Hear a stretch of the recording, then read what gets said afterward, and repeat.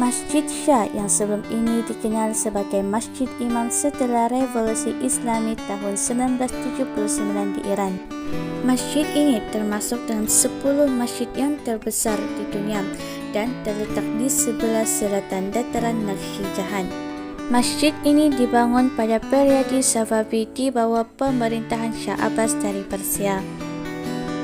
Masjid ini merupakan contoh yang sempurna dari arsitektur Islam Iran dan dipandang sebagai mahakarya arsitektur Persia. Diketahui juga bahawa masjid ini terdaftar bersama dengan Taman Nakhchivan sebagai situs warisan dunia UNESCO. Seperti yang kita tahu, UNESCO ini merupakan organisasi pendidikan saintifik dan kebudayaan pertubuhan bangsa-bangsa bersatu. Pembangunannya dimulai pada tahun 1611 dan keindahan masjid ini terutama dikarenakan oleh ubin mozaik dengan 7 warna dan tulisan-tulisan kaligrafinya.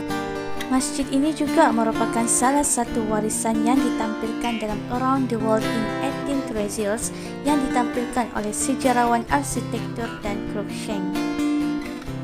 Pada tahun 1598, ketika Shah Abbas memutuskan untuk memindahkan ibu kota kerajaan Persianya dari kota Qazvin di barat laut ke kota pusat Isfahan, dia memulai sesuatu yang akan menjadi upaya terbesar dalam sejarah Persia, yaitu pembuatan ulang atas kota kuno di Isfahan. Salah satu projek terbesar dari Shah Abbas adalah membangunkan sebuah masjid dengan nama Masjid Shah. Masjid Shah ini akan menggantikan Masjid Jami' yang sudah berumur sangat tua untuk digunakan sebagai tempat pelaksanaan solat Jumaat.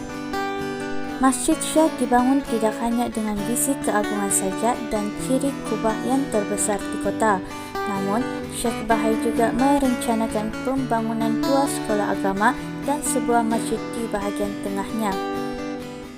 Pembangunan Masjid Shah ini dilakukan oleh sekelompok tukang yang terbaik di negara Iran, sedangkan seluruh pekerjaan ini diawasi oleh master kaligrafi yang bernama Reza Abbasi. Pada akhirnya, sentuhan terakhir di masjid ini dilakukan pada tahun 1629, beberapa bulan setelah kematian Shah Abbas. Bangunan Masjid Shah di Isfahan, Iran ini menganut arsitektural khas Iran namun dengan keunikan tersendiri, terutama pada bahagian ruang salat utama.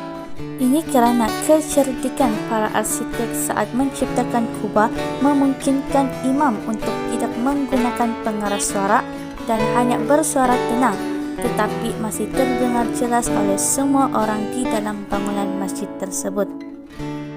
Masjid Shah ini merupakan sebuah struktur yang sangat besar yang mana ia menghabiskan biaya sebesar 600,000 toman dan mampu memuatkan sehingga 700,000 orang.